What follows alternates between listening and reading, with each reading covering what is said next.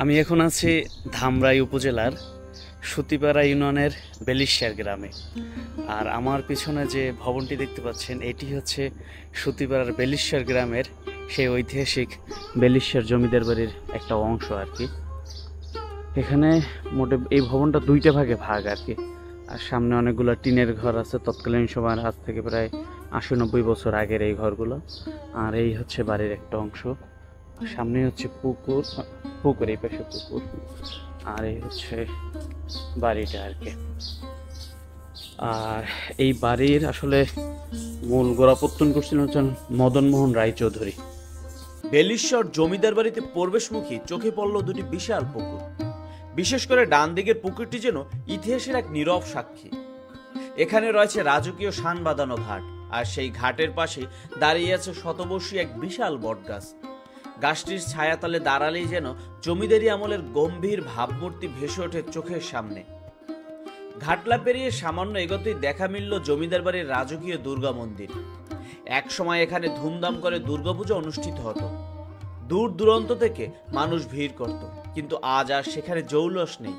দেবী দুর্গাও আর আগমন করেন না।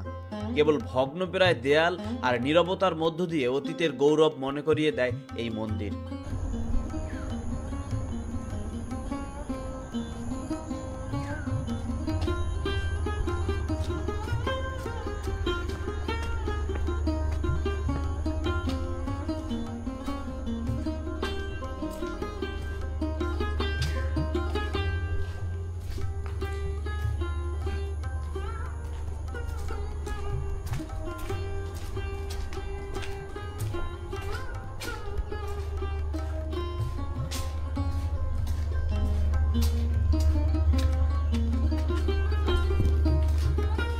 এখন যে ভবনটির ভিতর আছি এটি হচ্ছে বেলিশার যে জমিদার বাড়ি ছিল সেই জমিদার বাড়ির মন্দির আর কি।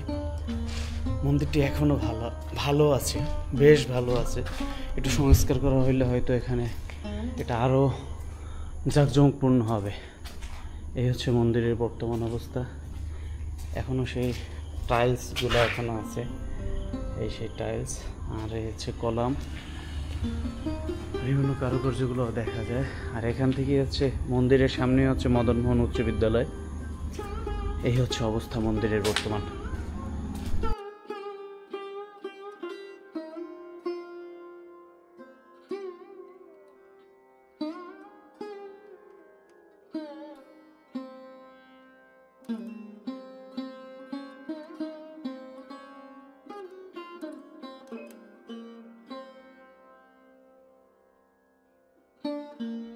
প্রায় ২০০ বছর আগে জমিদার মদন মোহন রায়চৌধুরী এই বাড়ি প্রতিষ্ঠা করেন। তখন থেকেই এই এলাকার পরিচিত হয়ে ওঠে বেলিশ্বর জমিদার বাড়ি নামে। জমিদার মদন মোহনের দুই ছেলে ছিলেন, মোহিনী মোহন রায়চৌধুরী ও রায়মোহন চৌধুরী। তাদের উত্তরসূরিদের মধ্যে জমিদার কুমুদ মোহন রায়চৌধুরীর সময় জমিদারির শান শৌকত সবচেয়ে বেশি পর্যায়ে পৌঁছেছিল।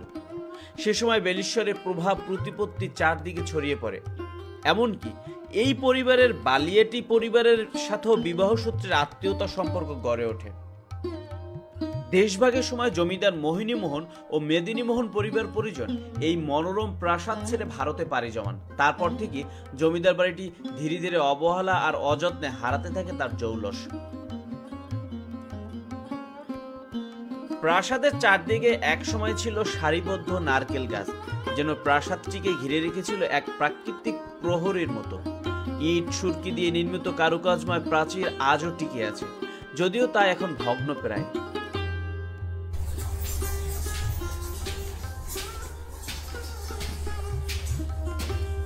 এটা কি তিনতলা না দুইতলাই? আচ্ছা আচ্ছা আচ্ছা, না না আমি জিজ্ঞেস করলাম। প্রাচীর সংলগ্ন তিন পাশে রয়েছে বড় বড় পুকুর। মনে হয় এগুলো পরীক্ষা, বহিঃশত্রুর আক্রমণ থেকে বাঁচার জন্য এসব পরীক্ষা খনন করা হয়েছিল। পুকুরগুলো জলে এখনো ভেসে ওঠে জমিদারি জীবনের আভাস। স্থানীয়দের বিভিন্ন তথ্যসূত্র থেকে জানা যায় যে একসময় এই প্রাসাদের অতিথিশালায় কয়েক বছর আগেও এখানে একটি পুলিশ ফাঁড়ি এবং ইউনিয়ন ভূমি অফিস ছিল, কিন্তু ভবন ধসে পড়ার ভয়ে এখান থেকে তা অন্যত্র সরিয়ে নেওয়া হয়।